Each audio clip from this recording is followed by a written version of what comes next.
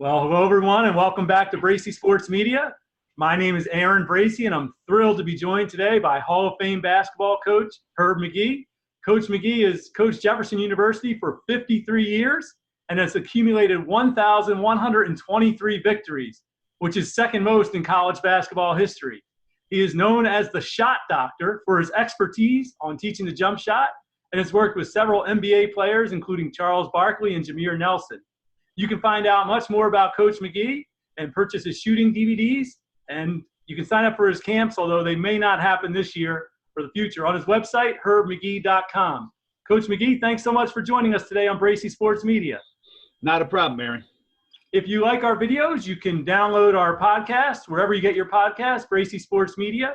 And also you can subscribe to our YouTube channel, Bracy Sports Media. And finally, please be sure to check out our website, bracysportsmedia.com, for a corresponding story with this interview.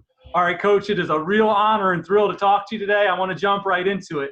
And I mentioned at the top that you were a Hall of Famer, inducted in the Naismith Hall of Fame in 2011. What is a bigger accomplishment in your life, making the Hall of Fame or making the varsity at West Catholic? That's a great question. I think one led to the other. Talk about how you went to West Catholic, because it's interesting. Dr. Jack Ramsey introduced you as the Hall of Fame speaker, but never recruited you to St. Joe's, and you ended up at what was then Textile. Can you tell us that story? Yeah, when I was a youngster at West Catholic, if Jack Ramsey came to your games, everybody in the place knew it. And if he came up to me after the game and said, "You want to go to St. Joe's," I would have gone with him that day. That's what he was to be able to do because of his tremendous reputation, not only as a basketball coach, but as a man. So when he came to see us play, I had a heck of a game. I remember it was against North Catholic High School. And when our coach, Jack Devine, took Jim Lynam and Jim Boyle to meet Jack Ramsey said to our coach, he said, "No, you got the wrong guy." He thought I was Jim Lynam. So when I heard that story, every time I saw Jack, God rest him, not anymore, obviously, but yeah, I would make him tell that story. But it turns out fine for Jim Lynam and Jim Boyle and Jack Ramsey, because both Jim Lynam and Jim Boyle were great players at St. Joe's. And of course, my career at Textile stands on its own. Well, you also mentioned in the past how you were recruited to Textile by Coach Bucky Harris. And in fact, Coach Bucky Harris used a great recruiting strategy, which was not to recruit the player, but to recruit the parent. And in this case was your uncle, Reverend Ed Gallagher, who adopted you and your three brothers. Wondering if you could share a little bit of that story. Yeah, my mom and dad passed away early on in our lives. And there were four of us, and we were going to be split up with aunts and uncles in the Philadelphia area. But my Uncle Edwin, who was a Catholic priest, and actually was the chaplain of the Eastern State Penitentiary at the time. Wow. He decided, okay, no, I'm going to legally adopt these four boys and I will raise them myself. So he had a brother, my mother's brother, stayed with us. And my Uncle Edwin, Reverend Gallagher, would come home about 3 or 4 times a week and make sure everything was done the right way, make sure you're doing your schoolwork and all the things that parents do.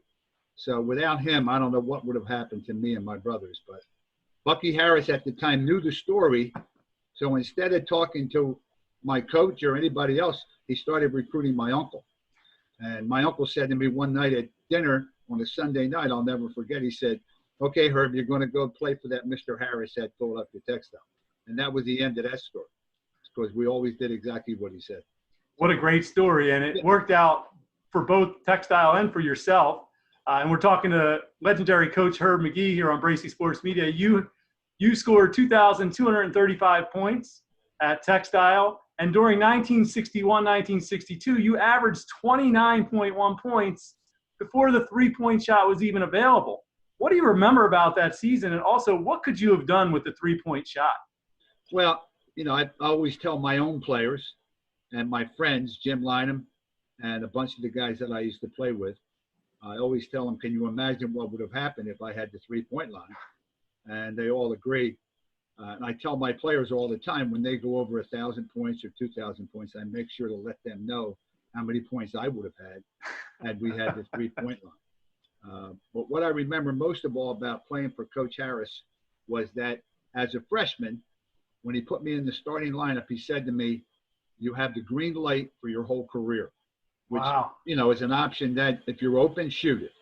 And I certainly paid attention to that and certainly did exactly what my coach told me to do. So I had a great career at Textile, and we had great teams. We won like 85% of our games in the end, and we're in the tournament almost every single year. And that junior year of mine, I just had one of those years where everything just seemed to go.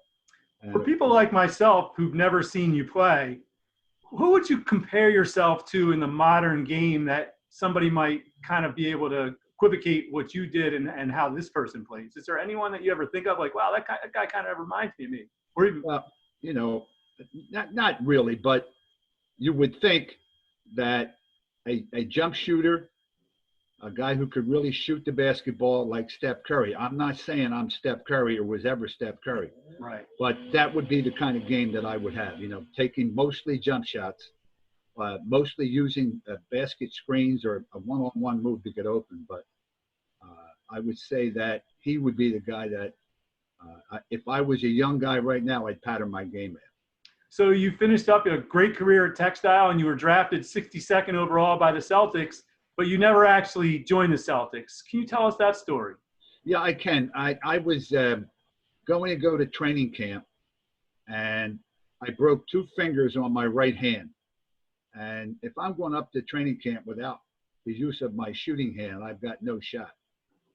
But over and above that, if you look at the roster back then that the Celtics had, it included every single guard they have made the Hall of Fame. Bob Cousy, Bill Sharman, Sam Jones, Casey Jones, and John Havlicek. Wow. So to make that team would have been really difficult. But I wish I'd had an opportunity at least to go to camp. Great Coach Herb Magee joining us here today on Bracy Sports Media. All right, Coach, so you ended up going back to Textile to work under your former coach, Bucky Harris, as an assistant for 3 years, and then you took over as a 25-year-old in 1967. If you can take us back to that time, what do you remember feeling as such a young man taking over for a coach that you respected so greatly in 1967? Well, also at that time, 1 year, Bucky retired. Okay. And Jack McKinney from St. Joe's. He was the assistant coach at St. Joe. He came over from St. Joe's for 1 year. And that was a great year for me. Jack has since passed, but was really a great basketball coach. And I learned a lot from Jack McKinney, that's for sure. A lot of the offensive sets and the different things defensively that we do, I learned from Jack McKinney.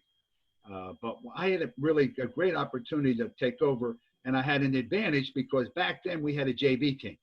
Right. Back then, all the Big Five teams and all the schools had freshman teams.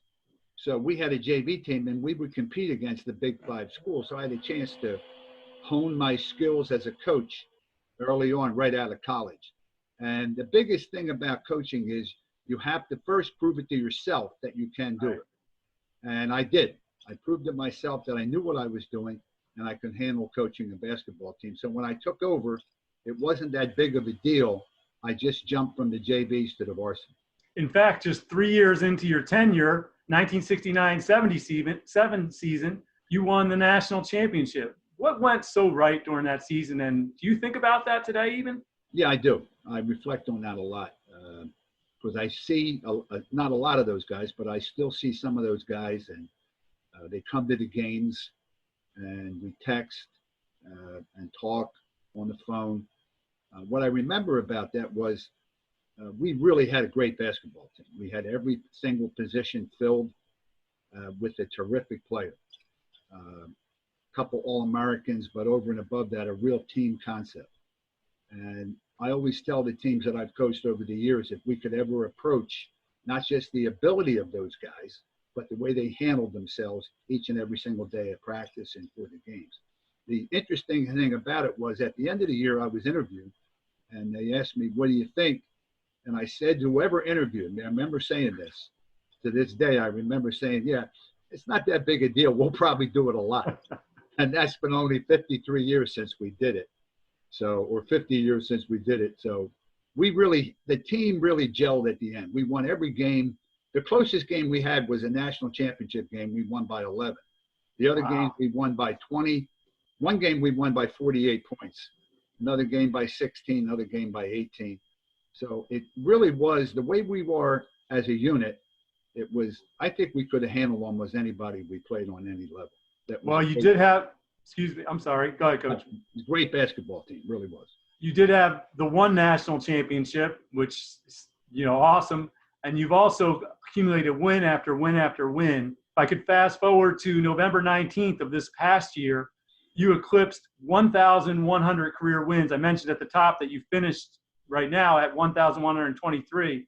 But how special and amazing is that to think about that you have won more than 1,100 basketball games? Yeah, it really is hard to believe. And it just goes to show you that one season leads to the next. And I remember when we won 500 and somebody interviewed me and said, "How far are you going to go, Coach?" And I said, "I don't know, 1,000's a great number."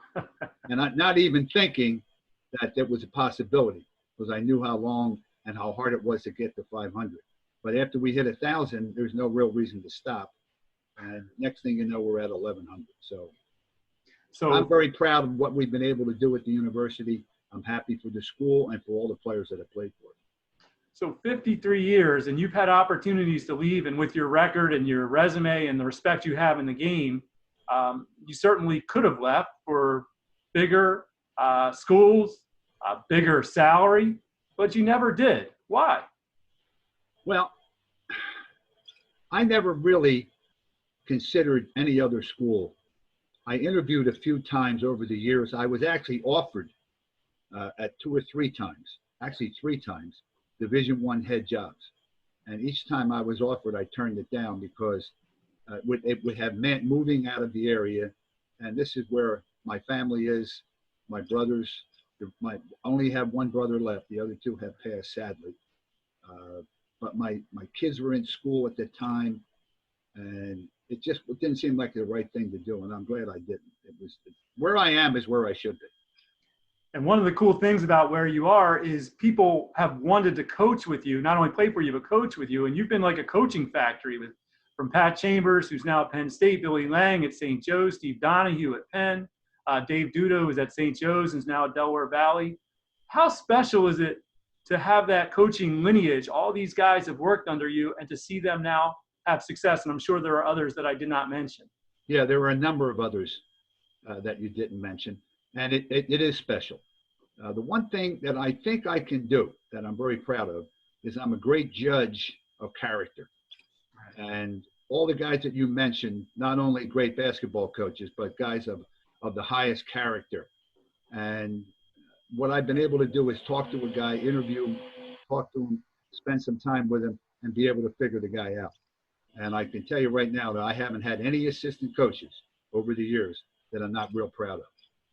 Great coach Herb Magee joining us here today on Bracy Sports Media. All right, Coach, you're known as the shot doctor. I'm wondering if you could tell us how that nickname came about. Yeah, I have no idea. One day, that's the truth too. One day someone said it, somebody picked up on it, and it's not that big a deal to me. What is important to me when I teach shooting is to understand, I believe that anybody can become a better shooter. But the steps that have to be taken are these. Number one, the young fellow or a young girl who's going to be taught has to agree or has to want to be taught. They have to feel that they need to be taught how to shoot the basketball correctly. A lot of times when you talk to, especially young guys, you talk to them about their jump shot, it's like you're talking to them about their girlfriend. Very protective. That's the way they treat it. So if you don't think you need help, then I can't help you. Right. But if you do, then the second step is you must find somebody that knows what they're doing, and I think I do. And the third thing is, after listening to what I'm going to tell you, are you willing to practice? There's only one way to get better. You can talk about, we mentioned Steph Curry. Right. Or his father taught him. Del Curry, one of the greatest shooters ever in the NBA. His father taught him, but he's legendary with the amount of time and practice that he put in. So it can be done. You got to learn the right way. You have to accept who's teaching you, and then you must practice. It's interesting you brought that up, because that was my next question, actually. In shooting, how much of shooting is form? How much of it is confidence? And how much of it is just the hard work, as you mentioned? A combination of all of them. But it starts with form. Now, you could go the very short list of guys or girls that were considered great shooters that had form that's not consistent with, let's say, Steph Curry's, with the shooting hand in a certain position, the guide hand in a certain position, the follow through where the ball comes off of, the follow through, the release, and the finish of the shot, balance in your shooting, how to use your legs, etc. So form is key. Once you get the form down, if you practice the correct form, then you will get better. There's no question about it. Now, you've worked with several big name players, as I mentioned at the top, including Charles Barkley, Malik Rose, Jameer Nelson, and some others. I don't know, let's look at Barkley. What did you do to Barkley's shot that helped him improve so much? I got a call one day from Matty Gukas, who was coaching the Sixers. He said, Herb, could you come over? Charles is struggling with his foul shot. So I went over. Now, one thing I learned about Charles, and Charles, I consider Charles a dear friend. Right. One thing I learned about him is that his attention span's about 30 seconds. So I'm not going to tell you that I spent hours with him. I will tell you that we sat, talked, and shot. I shot, he shot. He could see that I could shoot. I gave him a couple hints to do, and he listened, and he worked at them. The biggest problem he had when we first started, he was a guy that would hit the back rim all the time. And he did it because he would shoot his release and pull his hand back instead of finishing his stroke. All I get him to do was finish his stroke. And once he started to do it and see the results, then he became not just a better foul shooter, but he actually became a pretty good shooter and a pretty good three-point shooter throughout his career. And we've seen that in The Last Dance. It's interesting you mentioned pulling the hand back, because I saw an interview you did with NBC Sports Philly when they came to talk to you about Ben Simmons, and you mentioned in the interview that Ben sometimes, from what you have seen, does the same thing by pulling his hand back. He does. Is that just a form thing? I mean, could he correct that? I mean, I know you mentioned if he wanted to come to you, but is that something that could be easily fixed? Yeah, not easily. Again, we talk about the stuff we talked about, Aaron. Like, does he want to do it? Is he willing to listen? And then is he willing to practice what we're talking? Biggest problem that Ben Simmons has is his left elbow flares. It's out instead of having it under the ball. Right. So what he's doing, in essence, he shoots across his body when he releases the shot. And then what happens is, you might have a night where you might make a few. He certainly got a little bit better with his foul shooting, but he might even become a much better foul shooter. But if he doesn't change that form with the elbow, I don't believe he'll ever become a great jump shooter. What has been the key, Coach, to your success? Well, I think, again, I'd go back to my judging of character. And when I do the recruiting, my assistant coach, I have a great assistant coaches over the years, including the one fellow who is my assistant this year, Jim Riley. He's so good that I made him the associate head coach a few years ago. When we look at players, we look at guys, that we can get, and then we look at guys at certain characteristics that they have, how they handle themselves with their teammates, how they handle themselves with the officials, how do they handle defeat, victory, what kind of kid are they? And then we look, and we look at their skills, of course. We don't want guys that can't play. So we've been able to get guys over the years that can do the academic work at our university and then are willing to be coached. And I think that's been the key. I really believe that I've got a pretty good eye for that. All right, Coach, I have one last question for you. I'm putting you on the spot a little bit here, but I know it's tough in these times to really be able to kind of figure all this out. But how much longer do you want to keep doing this? Here's what I do every year, Aaron. When the season's over and we take a couple weeks, have team meetings and so on, and then my wife and I sit down and we talk about it. My wife, Jerry, is one of our, if not our biggest fan, one of our biggest fans, of course. And she and I discuss it and we make a decision. And the decision after this year was we're going to coach again this coming year. I just pray to God that we get the opportunity to coach, that nothing happens to the season. So as long as I have that desire and that fire to do it, then I'm going to do it. Great Coach Herb Magee. Coach, I can't thank you enough for joining us here today. It's been such a pleasure and honor. Thank you so much for joining us on Bracy Sports Media. My pleasure, Aaron. Thank you. If you like our interviews, please download our podcast wherever you get your podcasts, Bracy Sports Media, and please subscribe to our YouTube channel, Bracy Sports Media, and hit the notifications button. Thanks a lot and have a great day, everyone.